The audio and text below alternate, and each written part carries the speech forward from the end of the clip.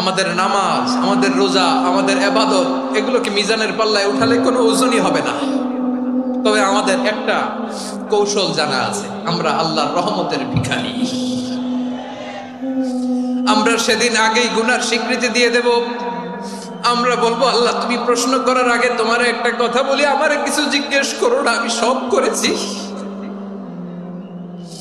এমন কোন পাপ নাই যে পাপ আমারে দিয়ে হয় নাই। তোমার রহমত দিয়ে তুমি জান্নাতে পাঠাবা, তোমার দয়ায় জান্নাতে যেতে চাই, আমল দিয়ে না। পারবেন বলতে?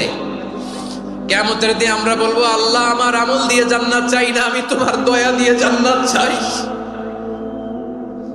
তোমার দয়া ছাড়া আমার কোনো উপায় নাই।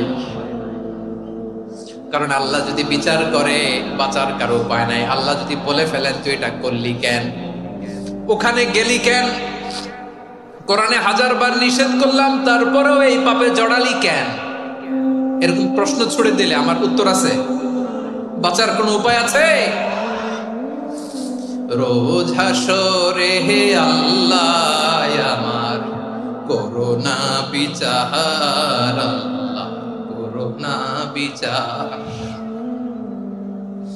বিচার চাহি না তব দয়া চাই, এ গুনাহগার করোনা বিচার।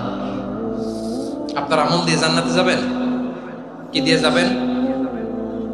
আল্লাহর দয়া দিয়ে। আল্লাহর রহম আর দয়া ছাড়া কেউ জান্নাতের চেহারাও দেখতে পাবে না।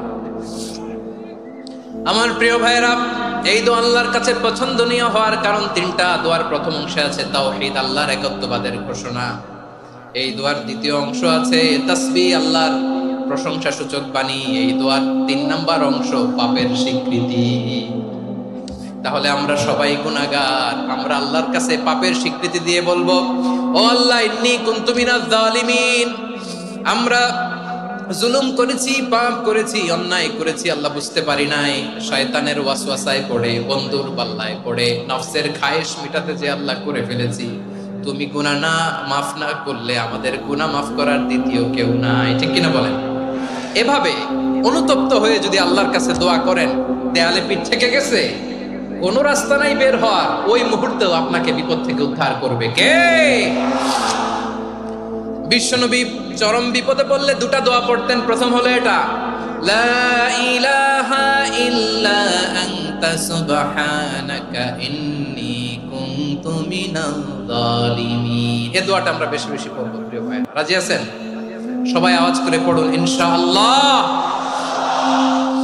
আমার প্রিয় ভাইয়েরা, বিপদে পড়লে বিশ্বনবী আরো একটা দোয়া পড়তেন, লা ইলাহা ইল্লাল্লাহুল আযীমুল হালিম, লা ইলাহা ইল্লাল্লাহু রাব্বুল আরশিল আযীম, লা ইলাহা ইল্লাল্লাহু রাব্বুস সামাওয়াতি ওয়াল আরদি ওয়া রাব্বুল আরশিল কারীম।